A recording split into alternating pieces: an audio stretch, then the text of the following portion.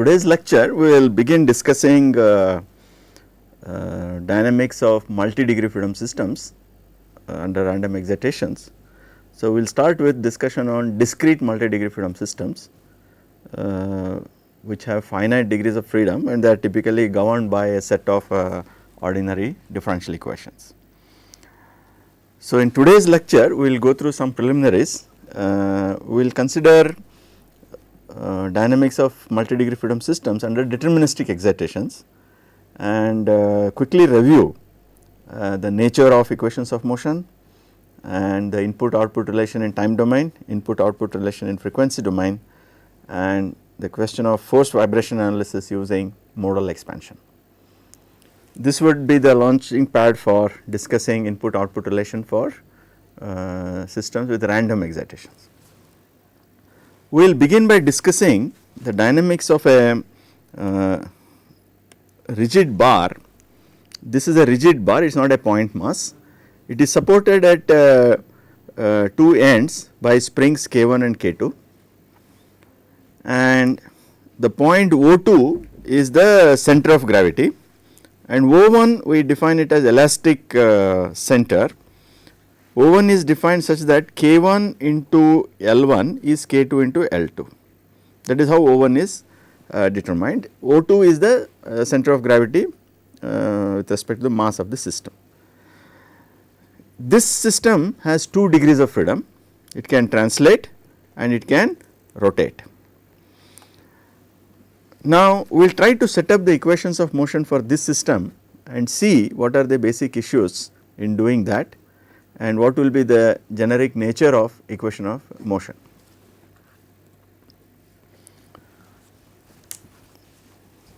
We will begin by considering the displacement of the center of gravity as one of the degree of freedom, that is y, and the rotation with respect to the horizontal plane theta. Now, the my double dot is the inertial force, I theta double dot is the inertial force due to which opposes rotation and my double dot is the inertial force which opposes translation, and this force in the left spring is K1 into y minus L1 theta. This distance is y and this distance is L1 theta. So, the force in the spring will be product of K1 into y minus L1 theta. Force on the right hand spring will be y plus this distance, that is K2 into y plus L2 theta. Now, if we sum the forces in vertical direction, we get one equation, that is my double dot plus K1 into y minus L1 theta plus K2 into y plus L2 theta is 0. Similarly, if you take moments of the forces about point O2, I get I theta double dot plus K2 this into this distance, K2 y plus L2 theta into L2 and K1 y minus L1 theta into L1. So, this is the equation of force equilibrium, this is moment equilibrium. We can recast this equation of motion into a matrix form where I see that from the first equation I get inertia is associated with y double dot. So, I get m and 0 here and similarly inertia is associated with I here 0 and I and this I get, this is the mass matrix. Similarly, this is the stiffness matrix. So, from this equation of motion we can observe that the mass matrix is diagonal whereas the stiffness matrix is non-diagonal. You write now equation for y, you see this equation, it has terms involving theta and therefore, we cannot solve this equation for y unless we know theta. Similarly, if I look for equation for theta, it involves terms containing y, therefore, I cannot solve for theta using this equation unless I am able to solve for y, or in other words the equation for y and theta are coupled. How does this coupling manifest in the matrix form of equation of motion? The coupling manifests in terms of the stiffness matrix being non-diagonal. That means the equation for y, this will be my double dot plus 0 into theta double dot. That means in terms of inertia there is no coupling between y and theta. But if you look at forces in the springs, there is a coupling between y and theta because the first term will be k1 plus k2 into y and second term will be this term into theta. So, here we say that the equation of motion has static coupling because stiffness matrix is non-diagonal. The choice of defining translation as y, that is that amount by which the center of gravity translates is what we have taken as degree of freedom here. This choice itself is not unique. I can take the translation of the elastic center as a degree of freedom. This is another choice of coordinate system that I can make, and if I do that, the inertial force would be now against translation will be m z double dot plus the acceleration E psi double dot. E is the distance between O1 and O2. So, this is E psi double dot is the acceleration here. There is of course inertial force against rotation, which is I into psi double dot, where psi is the angle that the bar makes with the horizontal. I can now write the forces in the springs following the same argument that we used previously. The force here will be k1 z minus L1 psi, this is k2 into z plus L2 psi. Again, if we sum forces in vertical direction and moments about this point O2, we get this equilibrium equation. Here the mass matrix now becomes non-diagonal, the stiffness matrix is diagonal. This is for the same system.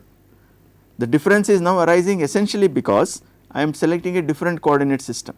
Earlier I chose y and theta, now I am selecting z and psi.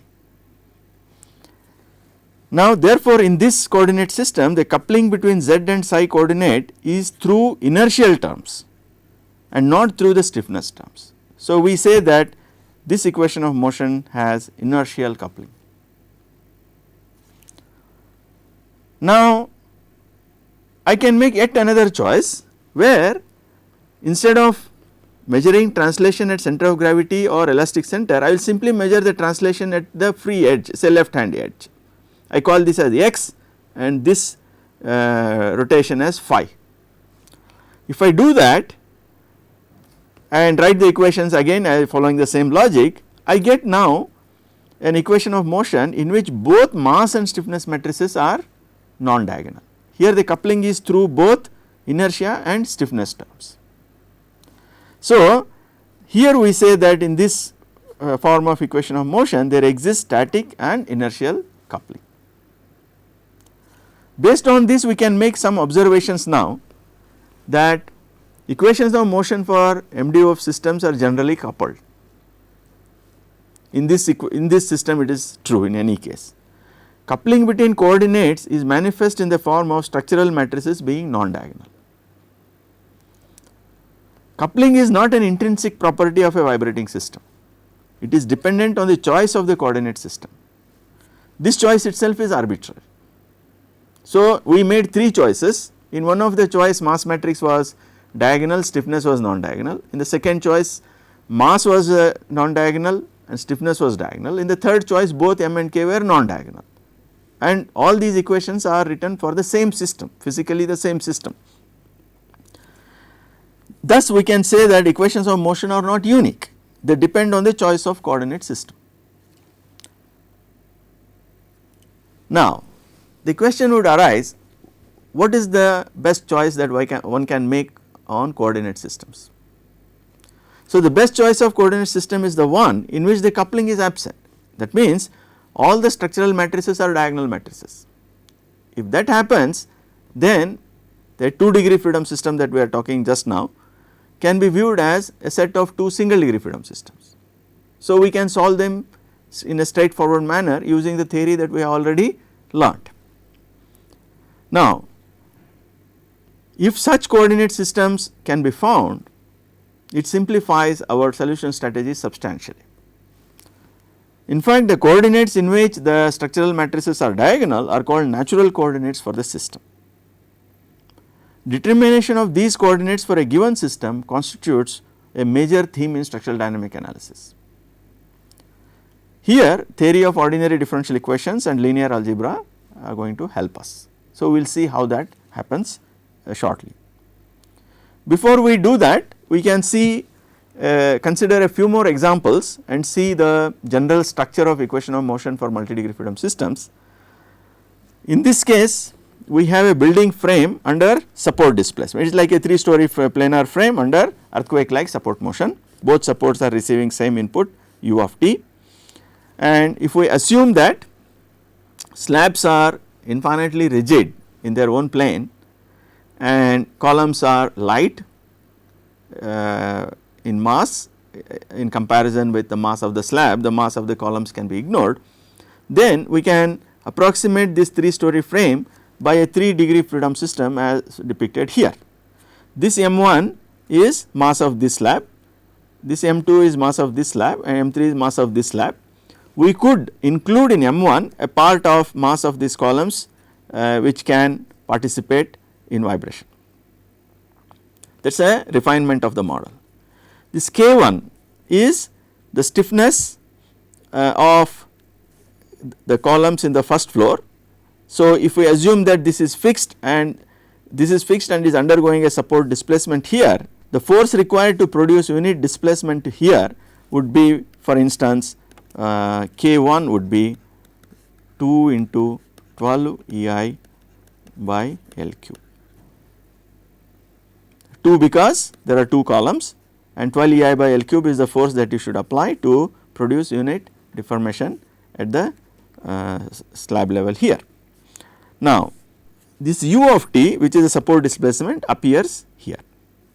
So, M2, M3 are here, K2, K3 are stiffness of this, and C1, C2, C3 are the dampers which we represent notionally through these entities. We can draw now free body diagram of each of these masses and represent all the forces. Thus, for example, if you consider mass M1, the forces that act on this are the inertial force. If motion is taking place in this direction, the inertia would oppose that, and if motion is taking place in the positive direction, this spring will try to pull it back, this damper will try to pull it back, this spring will force it back, this damper will force it back, and so on and so forth. So, if you write all those forces, we get here the inertial force, the force in spring K1, this is K1 into Z1 minus u, because support is undergoing a displacement u, and here K2 is the Z1 minus Z2 is the relative displacement between mass M1 and M2, therefore, it is the force in K2 is K2 into Z1 minus Z2. So, we can, using similar logic, we can write the free body diagram for M1, M2, M3, and based on this I can write the 3 equations of motion by summing the forces in the horizontal direction. So, the support displacement here, if you notice, support displacement appears here and here. We can now recast this equation by considering relative displacement of the floor with respect to the ground. So, if I define x1 as z1 minus u, x2 as z2 minus u, and x3 as z3 minus u, I can rewrite these equations, and on the right hand side now I will get m1 into u double dot, m2 into u double dot, m3 into u double dot. That means, the effect of support motion is equivalent to the application of lateral forces given by m1 u double dot, m2 u double dot, and m3 u double dot at the slab level. This is equation for the relative displacement. So, I can recast this in matrix form, and you can see here that the mass matrix in this case is diagonal, but stiffness and damping terms are matrices are non-diagonal, indicating coupling between the coordinates x1, x2 and x3. If all these 3 matrices were to be diagonal, then the 3 coordinates would be uncoupled from each other. We will consider one more example now. This is a model that is being studied in laboratory. So, this consists of a steel slab which is supported on 4 columns as shown here, and the bottom slab is fixed on a shake table, and on this table we can apply horizontal displacement xg of t and yg of t, support displacement. The 3 columns here are made up of aluminum, and one of this column is made up of steel. So, if you view this structure from the top, you can see that there is an asymmetry in distribution of stiffness, because the Young's modulus of steel is different from Young's modulus of aluminum. So, this member is going to be stiffer than these 3 members, therefore, there is an asymmetry in plan. So, if you were to apply at the support say a displacement xg of t, you can expect that the structure would displace in this direction and in this direction, and also it would twist, because there is a coupling between bending and twisting because of asymmetric distribution of the stiffness. So, this is schematically shown here, the motions here are exaggerated. So, this is the undeformed configuration, this is a deformed configuration, and the 3 degrees of freedom are the translation y, translation x, and the rotation theta. So, we need to write now the equation of motion by considering forces along x, y and this rotation. So, we represent the we assume that the slab, the steel slab is infinitely rigid in its own plane and it behaves as a point mass, and the columns contribute to stiffness in directions x and y, and these are shown here, and these are the 3 degrees of freedom. And we can write now the forces in these dampers and springs by considering these displacements and these support motions. The support motions are appearing here, xg is here, yg is here. We can represent all the forces here. These are the inertial forces passing through the center of gravity of the system, and these are the various forces that the springs and dampers introduce at the ends, which represent the action due to the columns. Now, we can consider the equilibrium of forces in horizontal x direction, y direction and this theta direction, and if you do that, we get the equation of motion,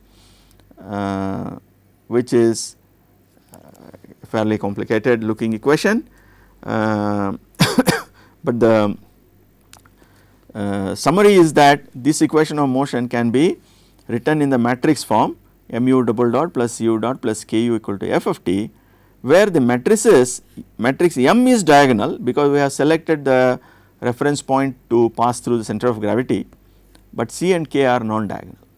So, the equation for x, y and theta will be mutually coupled. So, what we have seen till now is a generic form of equations of motion for multi-degree freedom systems. Linear multi-degree freedom system has this form, namely mx double dot plus cx dot plus kx equal to f of t. These represent a set of coupled ordinary differential equations, second order linear ordinary differential equations, and these are the initial condition. T equal to 0, the displacement vector x naught is specified, and t equal to 0, the velocity vector x naught dot is specified. These matrices M, C, K are square matrices n cross n, where n is the degree of freedom, and they are typically non-diagonal, at least one of them would be non-diagonal, and therefore, the equations for x1, x2, x3, xn would be coupled. Now, our interest would be to see if we can formulate the equation of motion in a coordinate system in which M, C, K are all diagonal. If that happens, we would have uncoupled the equations of motion. Now, we have already seen in the example of rigid bar that by making different choices of coordinate system, in one instance we got mass as diagonal, but stiffness was non-diagonal. In this next instance we got mass as non-diagonal, but stiffness was diagonal. In the third instance both were non-diagonal. So, one could think of searching for a coordinate system where M and K both are diagonal, but how do we conduct that search? We should have a systematic recipe for that. So, the strategy that we follow is we will formulate the equation of motion in a coordinate system that appeals to the analyst, which is physically appealing to person who is making the model. Then we will try to transform the coordinate system into a new coordinate system in which the equations could become uncoupled. So, what we do is we introduce a set of new dependent variable z of t using the transformation x of t is t into z of t, where t is a transformation matrix which is n by n, which is to be selected, we do not know. It has to be selected in such a way that after I make this transformation, the equation in z coordinate system would be uncoupled. That means, the mass, stiffness and damping matrices in z coordinate system would be all diagonal. How do we do that? So, let us consider the effect of this transformation x of t is t z of t. So, I will substitute this into the given equation. I get for mx double dot m t z double dot, for cx dot I get c t z dot, kx I get k t z equal to f of t. If I now pre-multiply this equation by T transpose, I get T transpose M T Z double dot plus T transpose C T Z dot plus T transpose K T Z is equal to T transpose into F of T. I will now call these matrices T transpose M T as M bar, T transpose C T as C bar, T transpose K T as K bar and T transpose F of T as F bar. These M bar, C bar and K bar matrices are the structural matrices in the new coordinate system. M bar is the mass matrix, K bar is the stiffness matrix, C bar is the damping matrix. Similarly, F bar of T is a force vector in the new coordinate system. What is that we are looking for? We are looking for the transformation matrix T such that the three matrices M bar, C bar and K bar are all diagonal. That means we are looking for a linear transformation which simultaneously diagonalizes three matrices, namely M, C and K. If we can find that, then the equation for Z of t would then represent a set of uncoupled equations and hence can be solved easily. If in this equation, if M bar, C bar and K bar are all diagonal, then equation for Z1 will not contain terms involving Z2, Z3, Zn etc. They are all uncoupled. So, I can take one by one these equations and solve them using theory of single degree freedom system which we have already studied. Therefore, now the fundamental question here is how do we select this transformation matrix T?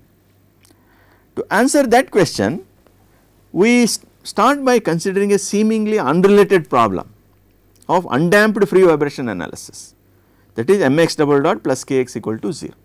This is nothing to do with the problem that I actually wish to solve, where in the problem that I wish to solve there is damping and there is an external forcing and there are specified initial conditions. So, now I have sacrificed the damping term, excitation term and I am not even considering the initial conditions that are specified. So, I am considering in a way a totally unrelated problem. Not only that, we seek a special solution to this set of equations in which all points on the structure oscillate harmonically at the same frequency. That is xk of t, I want a solution to this where xk of t is rk into exponential I omega t. So, if you consider now say for example x1 of t, this will be r1 exponential I omega t and x2 of t would be r2 exponential I omega t. That means both x1 and x2 are oscillating at the same frequency omega.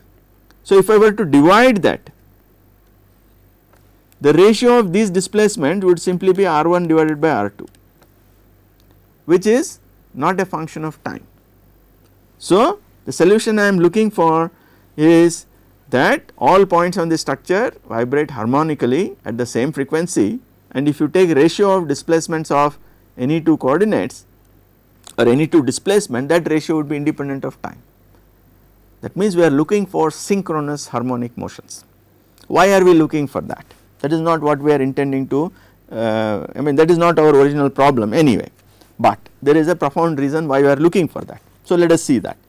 So, if I now write this as x of t is r exponential I omega t, where r is n cross 1 vector. So, x dot of t is I omega r exponential I omega t, x double dot of t is I square omega square r exponential I omega t, I square is minus 1.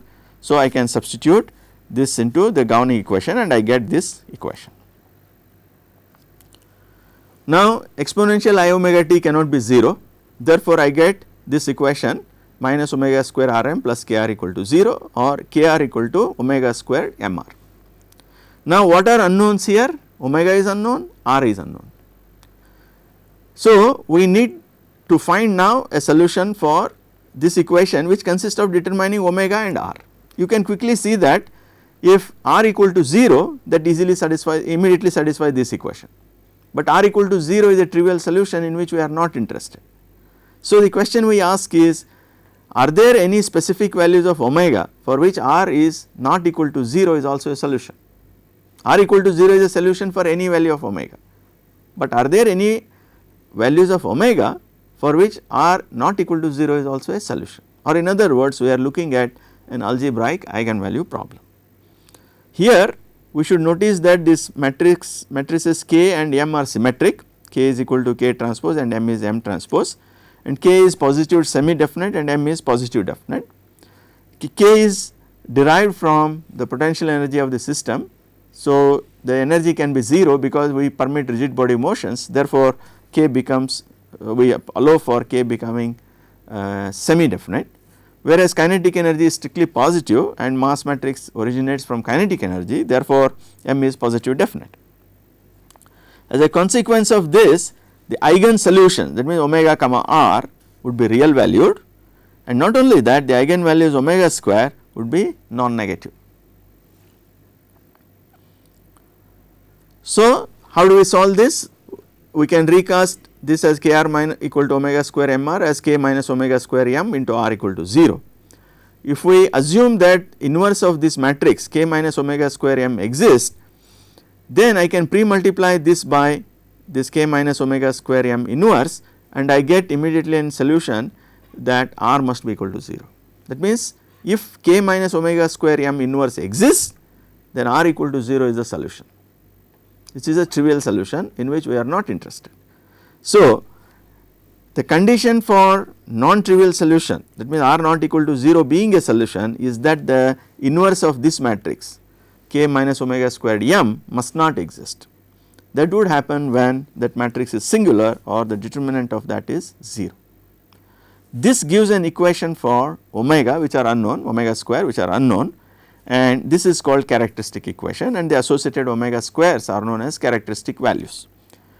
As we already seen, omega square are real valued, therefore, they can be arranged in an increasing order as shown here, and associated, and there will be n eigenvalues where n is the size of n is the degree of freedom, and associated with each of these n eigenvalues there will be an eigenvector r1, r2, rn, each one is n cross 1 vector. Now, again we will ask this question, why are we doing all this? We are actually originally we are looking for a transformation matrix which will diagonalize K, M and C. So, you should bear that in mind. Now, these eigenvectors have an important property known as orthogonality property. So, what it means can be illustrated by considering two eigenpairs, say rth eigenpair and sth eigenpair. The rth eigenpair means eigenvalue and associated eigenvector. So, the rth eigenpair omega r and rr satisfy this equation, equation 1, and the sth pair satisfy equation 2. Now, we carry out some mathematical manipulations. We pre-multiply equation 1 by rs transpose, I get this equation, and I pre-multiply 2 by rr transpose, I get this equation. Now, I transpose both sides of equation 4. So, if you use the result AB transpose is B transpose A transpose, the transpose of R transpose KRS will be RS transpose K transpose RR. RR transpose is RR itself, and on the right hand side similarly I get this term. Now, since K is symmetric, K transpose will be K, and similarly since M is symmetric, M transpose will be M, and I get consequently I get RS transpose KRR is equal to this. This is equation 5. Now, you can see here if you compare equation 3 and 5, the left hand side of these equations are identical. Therefore, if I subtract these two equations, I get the equation omega r square minus omega square into RS transpose M RR is 0. So, if R is not equal to S, that is omega r is not equal to omega S, then I get the relation that RS transpose M RR is 0 for R not equal to S. Now, since this is true, you can use any of these equations, say equation 5 if you use, you will see RS transpose KRR equal to 0 for R not equal to S. This set of relations are known as orthogonality relations. Now, if you look at the eigenvalue problem, Kr equal to M omega squared Mr, if R is an eigenvector, a scalar multiple of R is also an eigenvector. Therefore, eigenvector is not unique, it is non-unique to the extent of a multiplying constant. Now, that multiplying constant I can select, so that if I consider RS transpose M RS, this right hand side will not be 0, but if I make it as 1, we say that the eigenvectors have been normalized with respect to mass matrix. This is normalization, is removing that non-uniqueness associated with eigenvector by making a specific choice of that constant. So, if we do that, we get RS transpose M RS equal to 1, and if I now go to equation 5, since RS transpose M RR is 1, it means RS transpose K RS is omega S square. Now, if I now assemble all the eigenvectors into a single matrix phi R1 R2 Rn, which is a square matrix n cross n, and all the eigenvalues omega I squares into a diagonal matrix capital lambda, then the orthogonality relation actually means phi transpose M phi is I and phi transpose K phi is capital lambda. So, phi transpose M phi is a diagonal matrix, phi transpose K phi is also a diagonal matrix. So, the proposition is now that the transformation matrix T that we are looking for can be selected such that this T is this modal matrix phi. This is the importance of doing this free vibration analysis. It helps us to find the transformation matrix which uncouples equations of motion. So, we have been able to now uncouple M and K matrices. Suppose if we now consider undamped forced vibration problem mx double dot plus kx equal to f of t with certain specified initial conditions, I will first find natural frequencies and the matrix of mode shapes and make this transformation x of t is equal to phi into z of t. You substitute into the equation of motion, I get m phi z double dot plus k phi z equal to f of t. Now, pre-multiply by phi transpose, I get phi transpose m phi into z double dot plus phi transpose k phi z of t is equal to phi transpose f of t. Using orthogonality relation, this phi transpose M phi is the identity matrix, phi transpose K phi is a diagonal matrix with diagonal entries being squares of the natural frequencies. So, I get now a set of uncoupled equations ZR double dot plus omega r square ZR is equal to FR of t. So, n number of single degree freedom systems I have got as the equations of motion. This can easily be solved. There is one small problem still that we need to address. How do I get initial conditions on ZR? To see that, I can take x of 0 as phi of z of 0 based on this equation. Clearly, you can say z of 0 is phi inverse x of 0, that is one way of doing, but we can use the orthogonality relations to actually find z of 0. To do that, what we do is we pre-multiply these two this equation by phi transpose m. So, I get phi transpose m into x of 0 is phi transpose m phi into z of 0, but phi transpose m phi is identity matrix. So, I get simply z of 0. So, z of 0 is obtained as this. If you differentiate this, I will get z of 0 as z dot of 0 as phi transpose m of x dot of 0. So, the initial conditions on ZR are known and FR of t is obtained by you multiplying this phi of transpose into f of t. So, I have this set of single degree freedom equations. I can solve them using the theory of single degree freedom system. This is an input output relation in time domain, and once I solve this, I can substitute back into my physically appealing coordinate system. Here I need to take decisions in x coordinate system. Z is a linear transformation on x, it may not have immediate physical meaning, no engineering, probably engineering design decisions cannot be made in z coordinate system. So, we have to return to x coordinate system, but that transformation is ready. Therefore, if you are interested in x k of t, it is summation of phi k r z r of t, and z r of t is already found out. So, I find out k, and this can be done for k equal to 1 to n, and I am ready with the solution. Once I find the displacement, I can find out the forces by multiplying by stiffness matrix, I can find out reactions, I can do any other calculation that we are typically interested in. So, the effort here is in finding the modal matrix and uncoupling the equation of motion, and then integrating the set of single degree freedom equations. We consider till now undamped forced vibration problem. What happens if damping is also present? So, if I do that, again let us start with mx double dot plus gx dot plus kx equal to f of t. So, with again specified initial condition. So, I make the transformation x of t is phi into z of t, substitute into the original equation and pre multiply by phi transpose, I get this equation. By virtue of orthogonality of phi matrix with respect to M, this is identity matrix, phi transpose k phi is another diagonal matrix, but we are stuck with this matrix phi transpose C phi. Phi transpose C phi need not be a diagonal matrix.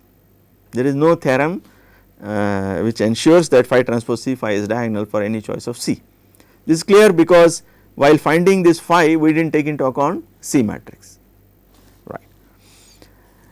If however phi transpose C phi, I mean if it is a if it is not a diagonal matrix, even after transformation, although we are able to uncouple the inertial and stiffness terms, the equations in z coordinate system continues to be coupled through damping terms now.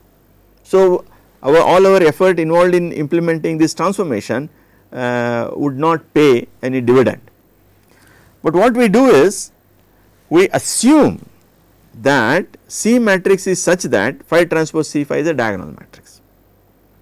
Such C matrices for which phi transpose C phi is diagonal are known as classical damping matrices.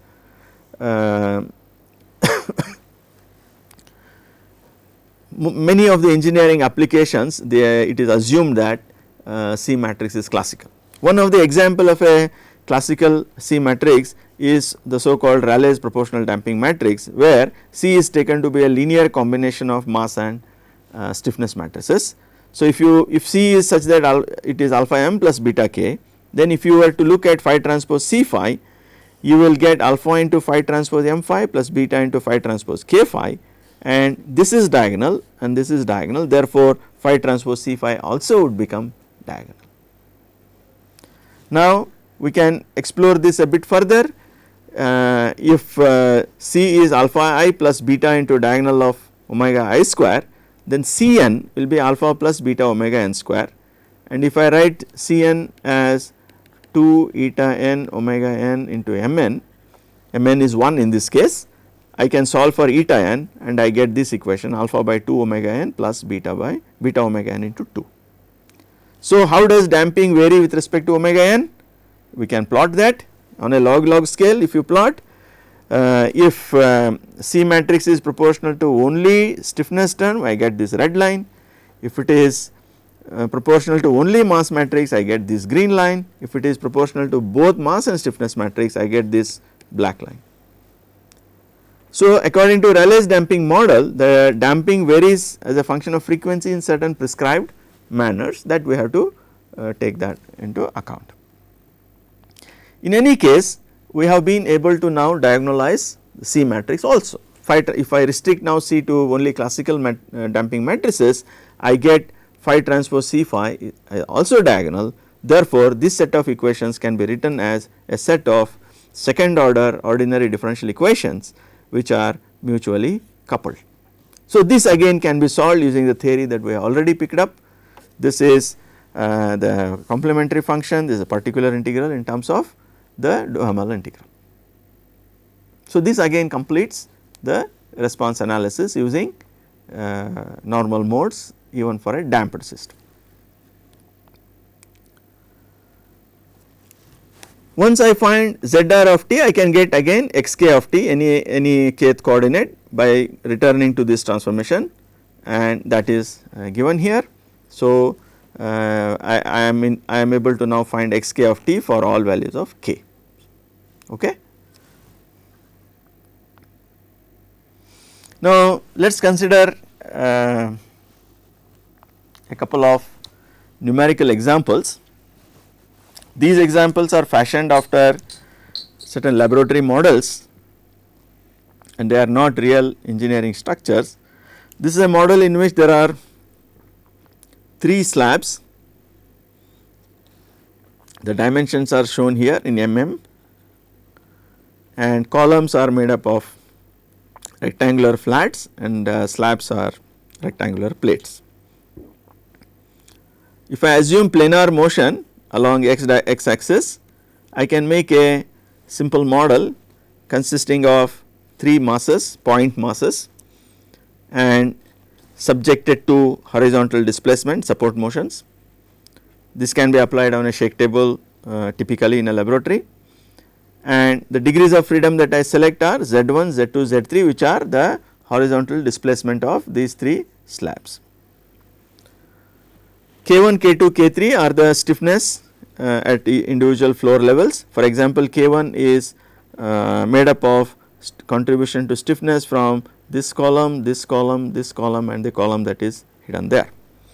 So, if we do that, I have given some numerical values. You can run through these calculations and verify if you indeed get the solution that I am going to show just now.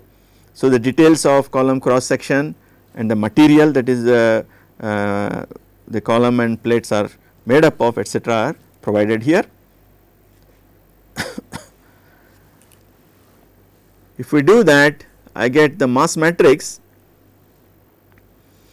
which is a diagonal matrix as shown here, and the stiffness matrix, which is a non-diagonal matrix, which is shown here, and we have experimentally measured the damping in that frame in the laboratory, and these are the values of the damping ratios for the 3 modes as shown here.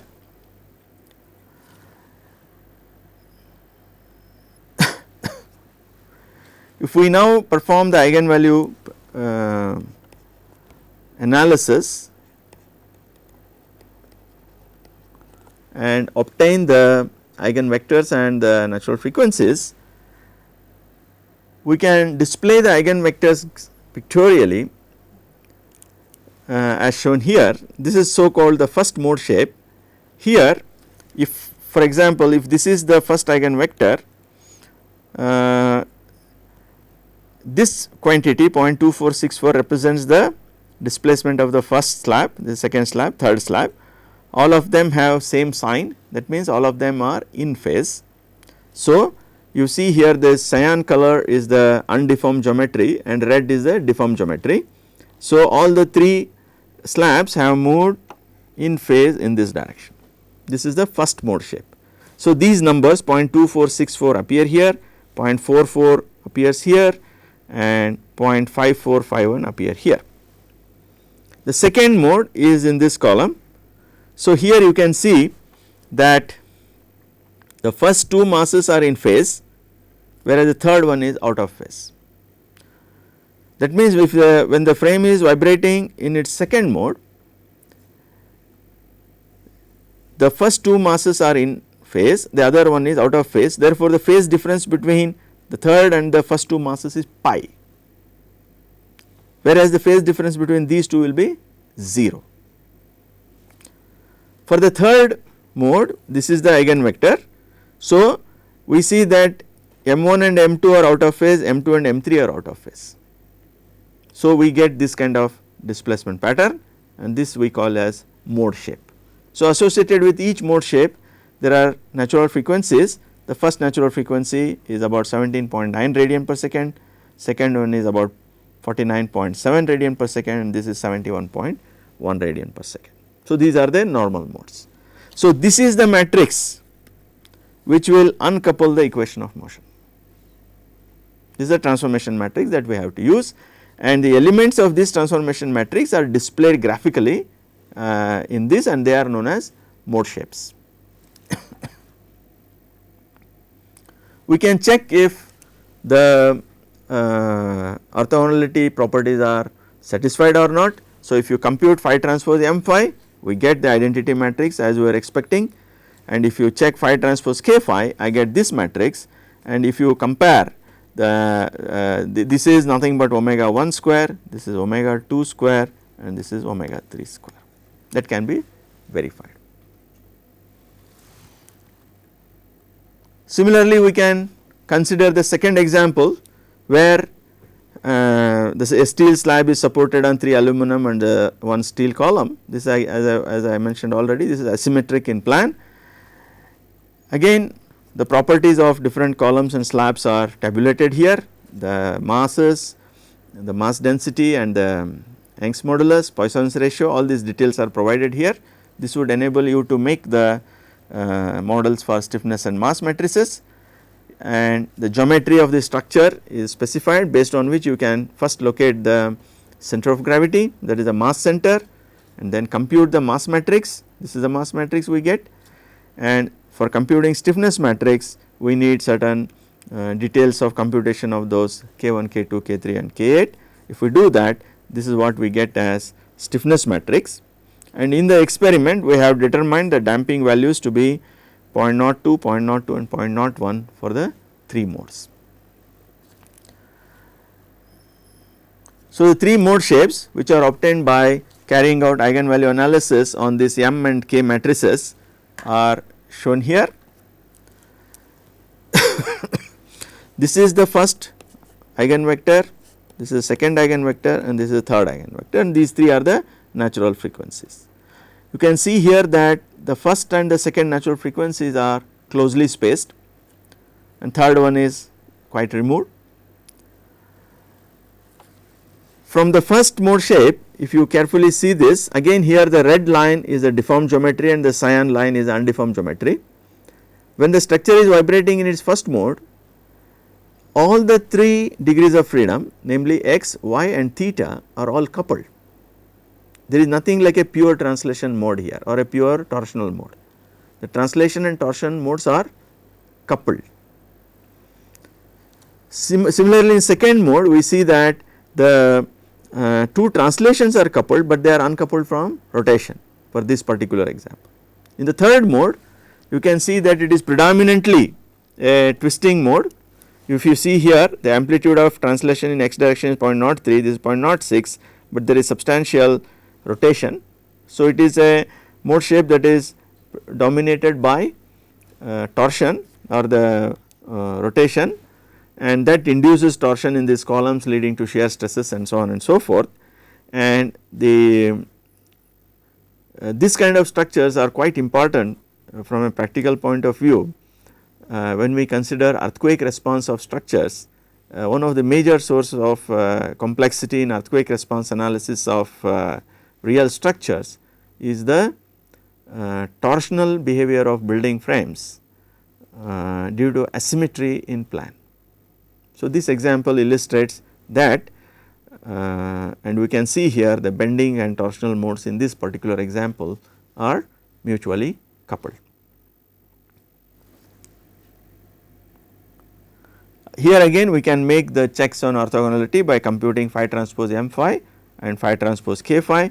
This turns out to be the I matrix and this turns out to be the lambda matrix. This can be verified. So, we can make a few comments in summary. Normal modes of vibration of a structure are special undamped free vibration solutions such that all points of the structure oscillate harmonically at the same frequency, with the ratio of displacements at any 2 points being independent of time. That means they are synchronous harmonic motions, undamped free vibrations. Thus, for a structure vibrating in one of its modes, the phase difference between oscillations at any 2 points is either 0 or pi. The frequencies at which normal mode oscillations are possible are called the natural frequencies. These appear as square root of the eigenvalues when you solve the eigenvalue problem, kr equal to omega squared mr.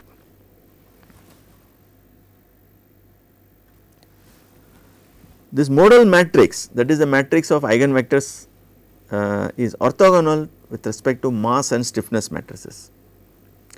This helps in diagonalizing the mass and stiffness matrices through a transformation, where the transformation matrix is the matrix of eigenvectors. Undamped normal modes in conjunction with proportional damping models simplify vibration analysis procedures considerably, because the matrix of undamped normal modes would also diagonalize C matrix if C matrix is classical. In reality, if you were to actually excite a structure in one of its normal modes, you would see that damping would invariably be present whenever you do such exercise. There is no magic switch to switch off damping in reality. Therefore, the normal modes that one gets in practice in a laboratory are always damped normal modes. So, the phase difference that we are getting here as 0 or pi would not be true.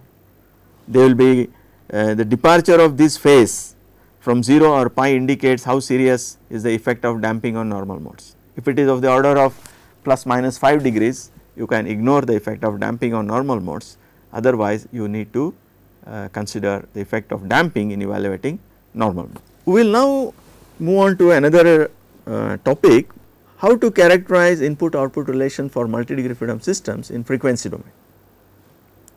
So, we will start with the equation of motion in time domain, mx double dot plus cx dot plus kx equal to f of t.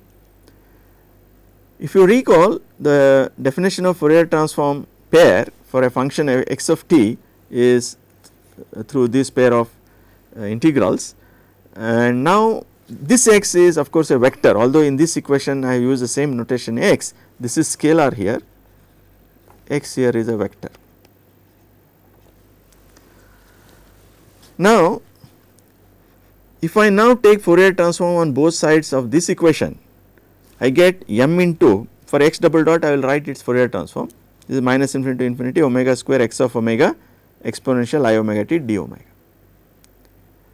Minus omega square arises because when you differentiate x of t twice, you get I square omega square, and that becomes this.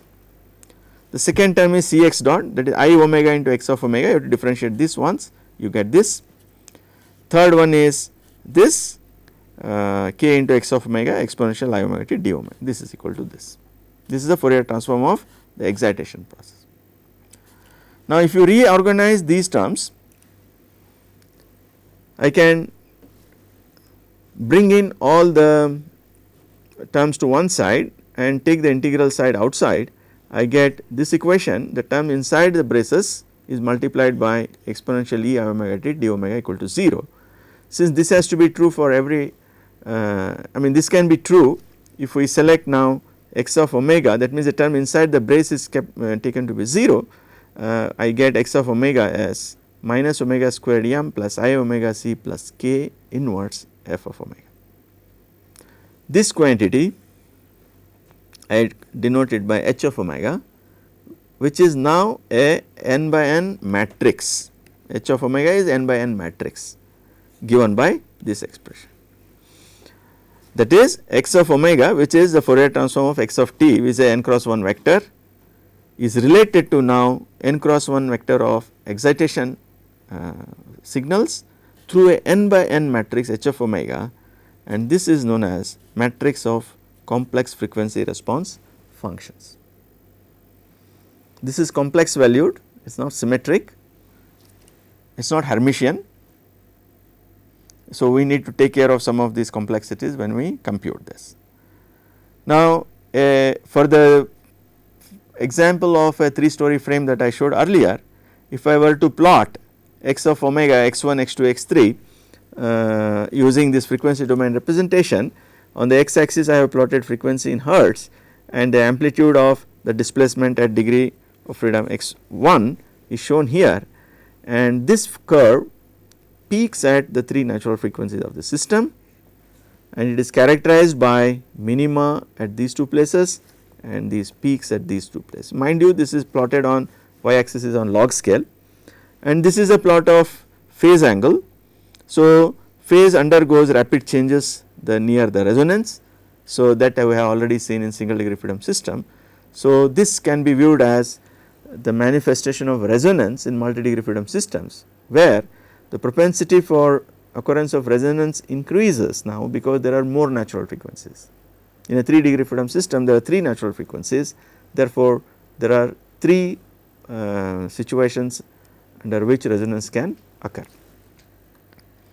Similarly, we can plot for other degrees of freedom, this is for x2 and this is for x3. We can again each one of them peak at the 3 natural frequencies, there are certain interesting observations that this between these two peaks there is a minima, and these the nature of this minima and this minima are different. This is known as anti-resonance, this is known as a minimum. So, there is a theory to explain why such things happen, but probably that is not of immediate concern in this course. With this we will conclude today's lecture.